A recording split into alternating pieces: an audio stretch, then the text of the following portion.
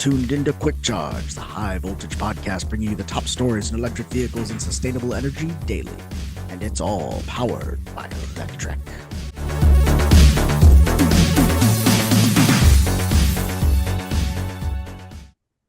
Welcome to Quick Charge. It's August 19th, 2024, and I'm your host, Joe Boris. I like to start these off covering Tesla, and we're going to start this week off the exact same way.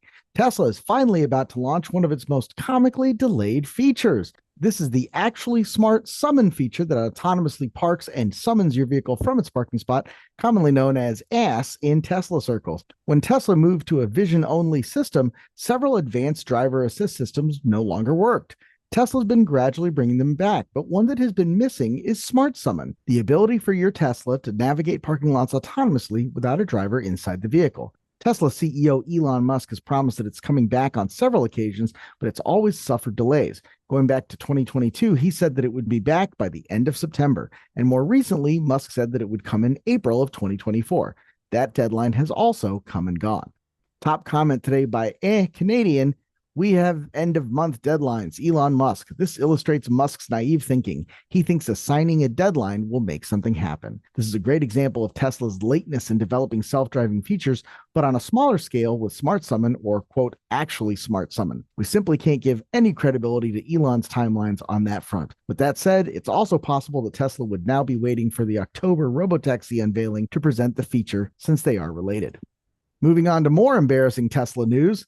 The Cybertruck might enter Russia-Ukraine war after a Chechen leader puts machine gun on one. Yeah. Ramzan Kadyrov, the leader of Russia's Chechen region, has one of the worst human rights records as the de facto dictator of Chechnya for the past 2 decades. He has been directly implicated in countless torture and murders and war crimes. But, of course, he loves Elon Musk and the Tesla Cybertruck. In messages on Telegram, Kadyrov shared images of himself driving a Cybertruck on which he had a machine gun installed. Elon, thank you. Come to Grozny. I will receive you as the most dear guest, etc., etc. Look, he's probably not thanking Elon for the Cybertruck because it's really unlikely that Elon would have given him a Cybertruck. So he's probably thanking Elon for creating the Cybertruck. I agree with Fred's stance on this. However, according to his messages on Telegram, it's very clear that Kadyrov believes Musk is, quote, the strongest genius of modern times, and he claims that Cybertruck will be used in a, quote, special military operation, which is what Russia has been calling its invasion of Ukraine. Look, whatever you think of Elon Musk, I think it's worth noting that some of the worst, most vile, hateful individuals on planet Earth really seem to admire the guy. And if that doesn't make you question your loyalty or fandom of Elon Musk, man, I really don't know what will. But I do know something else. If this looks like it's cool to you, you probably have a lot of issues. Tesla Cybertruck gets modded into an electric tank for the military. This is done by my good friends at Unplugged Performance. I'm normally a huge supporter of everything they do, but man, is this awful. They have done 3 of these. The first is the Sting Baja. This is a truck that has been raised up. They've put their own Unplugged Performance wheels on it and set this up. This is really more of a police interceptor type vehicle. Now, the Sting Protector, a little bit more, let's say, butch, manly, however you want to convince yourself of that. This is a vehicle that's much more paramilitary. They're talking about enhanced bulletproofing, things like that. And then finally, the Sting APC. This is one that's supposedly going to survive IEDs, mine attacks, heavy-duty rounds, things like that. It's really bananas. Now, Tesla already claims that the Cybertruck is bulletproof, of course, but that only applies to some sections of the truck where there's enough steel, and certainly not the windows where, basically programmers can throw a softball through it. Finally, the collaboration is also unveiling the Cybertruck Sting APC, adding protection against rounds up to 14.5 millimeters and a plate to defend against EIDs and mines. Unplugged Performance warns that, depending on the jurisdiction, the latter 2 versions might not be approved for driving on public roads. There's no word on pricing, but the 2 companies say that it's open to selling to governments or civilians. So, look, again, big fans of everything the guys at Unplugged Performance do. I've known those guys for a long time, all the way back in the Nissan GTR, actually before that in my Mercedes tuning days. So we go back a long way, and I have a tremendous respect for those guys. I think they do great work, and they're industry leaders for a reason. That said, they're falling into this same trap that Hennessy's fallen into, that at one point Rentec had fallen into.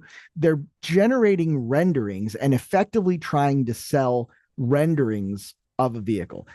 They have not built one of these. It doesn't exist. It probably wouldn't work if it did exist. What they're doing is effectively selling a promise, and they're hoping that someone else is going to foot the bill for the R&D. They're planning on selling 5 or 6 of these things and then using that money to effectively bankroll the R&D. It's very, very common in the tuner world. It's why shows like SEMA exist. But I think in this particular case, especially in light of everything Elon's doing, the militarization of police forces, all the political unrest out there, this is just bad form. That said, I'm sure whatever lunatics think the Cybertruck is cool probably think this is awesome, and whatever red state it is that they live in. So they're horrible. If you like this, you're probably horrible. Don't buy this thing. And yeah, I just don't know where to go with this. I'm completely embarrassed by everything happening in Elon world. So let's get out of Elon world and talk about something significantly more fun. In an industry first, Case introduced a new 580 EV electric backhoe. Now,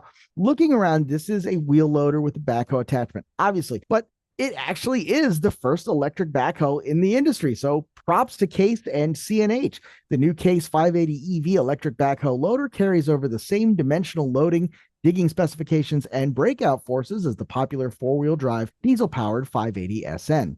But it swaps that 97 horsepower combustion engine and fuel tank for an 80 kilowatt electric drive motor backed by a 400 volt, 71 kilowatt hour lithium-ion battery pack. Operators already familiar with the 580 SN will find the new 580 EV familiar enough to operate. It uses 2 independent electric motors for the power drive transmission and hydraulic pumps feeding the loader, backhoe, and steering systems to minimize energy consumption and improve performance in loading applications. While Case features like Pro Control swing dampening, power lift, power boost, and electro-hydraulic controls improve precision and ease of use on the job site. Now, those comments might not have been fair to Tesla and its self-driving trucks that can't actually park themselves, but these self-driving trucks can. Hesai and Westall are partnering on autonomous yard tractors and electric semi-trucks and automating ports across the Pacific. The Westall R&D team is using a multi-sensor fusion approach, equipping a number of Hesai's XT32 and AT128 lidars to each of their vehicles to ensure precise operation across various scenarios. That's good, because port operations involve large trucks, massive amounts of weight, and a constant need for accuracy despite rapidly changing and potentially dangerous conditions. Simply put, cameras alone won't cut it. And to their credit, Westwell claims its autonomous driving Q and E trucks using Hesai's XT32 mid-range lidar deliver an impressive plus minus 5 millimeter range precision. 5 millimeters is not a lot. Might seem like a lot if you're running around in one of those armored up Cybertrucks, but it's not a lot to the normals. The lidar provides high quality point cloud data that autonomous driving algorithms can easily process, and its innovative optical system incorporates dirt and salt detection as well as self-cleaning systems to ensure high-quality performance, which guarantees accurate vehicle alignment and interactions at ports. Beyond the big trucks, Hesai believes its lidar can help empower industrial robotics by providing precise distance, speed, and imaging data, facilitating accurate positioning, obstacle avoidance, and navigation in complex environments. Now, you guys know I love ending stories talking about the grid, talking about sustainability, talking about energy. Today is no different. Oakland is now the first in the U.S. to deploy a 100% electric school bus fleet, and it's V2G. V2G, of course, stands for vehicle to grid, the ability of electricity stored inside an electric vehicle's battery to be sent back to the grid, supporting the energy on the grid whenever it's needed.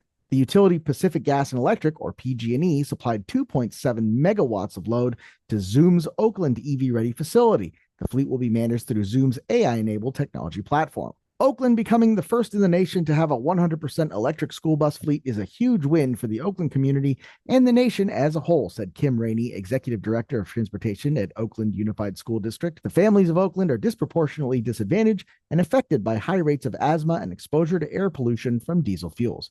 Oakland Unified School District supplies buses for special needs students, and the student population at large gets free bus passes for public transit. The 100% electric school bus fleet is not only emissions-free, but also plays a critical role as a virtual power plant, enabling 2.1 gigawatt hours of energy to go back to the power grid at scale annually. That's all we've got for today, August 19th. Be sure to like and subscribe if you like what you heard. If you don't like what you hear, like and subscribe anyway. We love making people angry. Can't wait to argue with you in the comments.